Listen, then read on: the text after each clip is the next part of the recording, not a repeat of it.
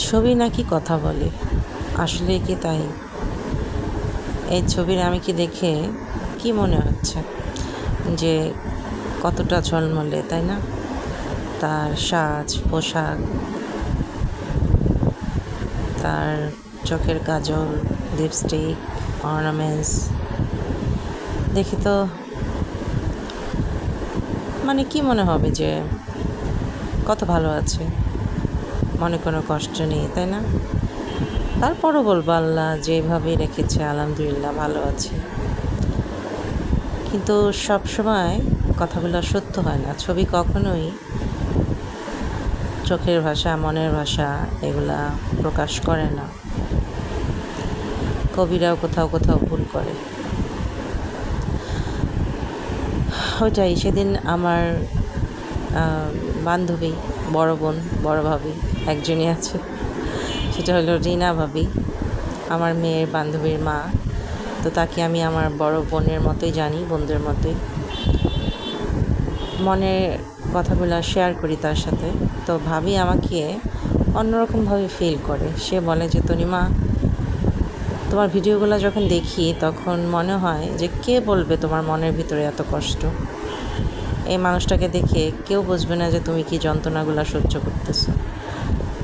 তখন তোমার জন্য আমার খুব খারাপ লাগে। আমার মেয়েও তোমার ভিডিওগুলো দেখে এবং ওই আমাকে বলে যায়, মা তুমি কি আন্টির খবর নিছো, আন্টি কেমন আছে? ছোট্ট একটা বাচ্চা মেয়ে, ছোটোবেলা থেকে জানেন কি আমি দেখছি। আসলে কি জানেন, দুনিয়াটা খুবই স্বার্থপর। কারো কারো ভাগ্য তো রাজকপাল নিয়ে জন্মায়। আমি যাকে বিয়ে করেছিলাম সে ছিল একজন বেকার ছেলে।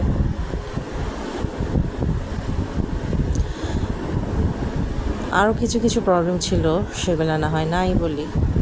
তো এখন যে তাকে বিয়ে করেছে সে একজন মালিককে বিয়ে করেছে।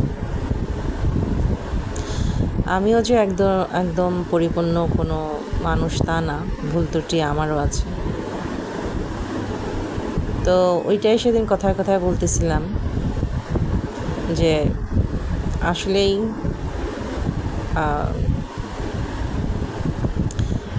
আসলে কি জানেন, সব সময় প্রথম বউদের যদি ডিভোর্স হয়ে যায়, দেখা যায় যে প্রথম বউরই দোষ হয়।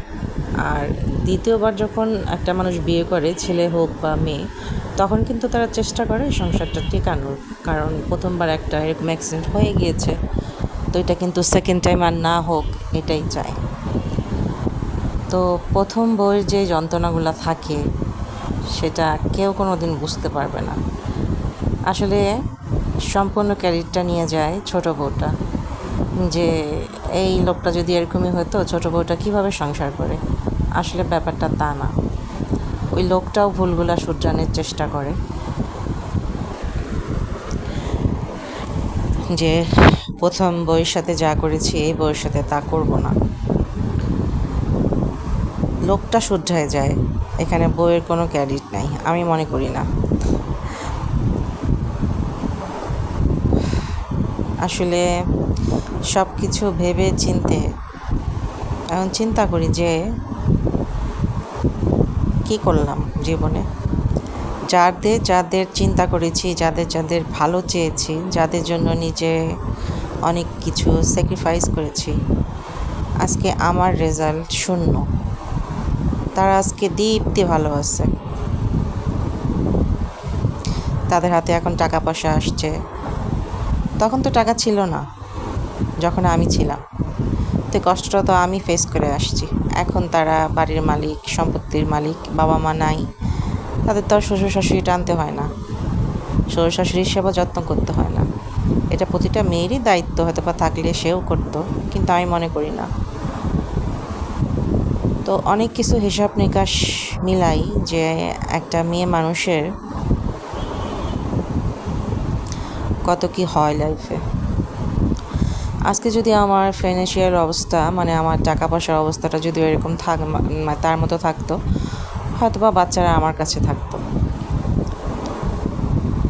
আমার কাছে যদি বাচ্চাদের নিয়ে আসতাম বা জোড়াজুড়ি করতাম বাচ্চাদের কষ্ট হতো। তা আমার কোনো রাইট নাই বাচ্চাদের কষ্ট দেওয়ার। হয়তো আমি ডাল ভাত খাওয়াইতে পারতাম, কিন্তু একটা টাইমে বাচ্চারা বড় হয়ে আমাকে হয়তো ব্লেম করতো যে তুমি তোমার সাথে নিয়ে আইসা আমাদেরকে কেন কষ্ট দিচ্ছ। তাই এটা আমি সম্পূর্ণ বাচ্চাদের উপর ছেড়ে দিয়েছিলাম যে তোমাদের যেটা ইচ্ছে, তোমরা যেখানে থাকতে চাও, আমার সাথে থাকতে চাও, আলহামদুলিল্লাহ, আমি না করবো না, বাট আমার সাথে থাকলে তোমাদের অনেক কষ্ট হবে। তারপরে বাচ্চারা এখন বড় হয়েছে, অনেক কিছু বুঝতে শিখেছে। আমি জানি তাদের বুকটাও ফেটে যায় মায়ের জন্য। তো বাচ্চারা বলল, যেহেতু তোমার সাথে থাকলে আব্বু টাকা পয়সা দিবে না 1 টাকাও, তাই তুমি তো চাও আমরা পড়াশোনা করি, আমরা ভালো থাকি। আমি হ্যাঁ, অবশ্যই আমি চাই তোমরা পড়াশোনাটা করবা। ওরা বলল তখন, ঠিক আছে তাহলে আব্বুর কাছেই যাই, তোমার কাছে আসবো। আমি তাও আলহামদুলিল্লাহ, যাও, আল্লাহ তোমাদের এইটা বোঝার যে ক্ষমতা দিছে, এইটাই আমি অনেক খুশি। তো বাচ্চাগুলার কষ্টটাও ফিল করি। আসলে একটা মা যে কতটা অসহায়, এটা আল্লাহ ছাড়া কেউ জানে না। আসলে ডিভোর্স যে দেয়, যদি পুরুষ মানুষ দেয়, দেখা যাবে দোষটা ওই মহিলারই হবে, আঙুল মহিলার উপরেই তুলবে যে মহিলাই খারাপ ছিল, সেজন্য ডিভোর্সটা দিয়ে দিচ্ছে। কী বলবো, এটাই আমাদের সমাজ ব্যবস্থা। তো আমার মা তো কিছুদিন আগে মারা গিয়েছে, আপনারা তো জানেন। আব্বা আছে, আমার ছোট ভাই, ওর বউ, আমরা সবাই একসাথে থাকি।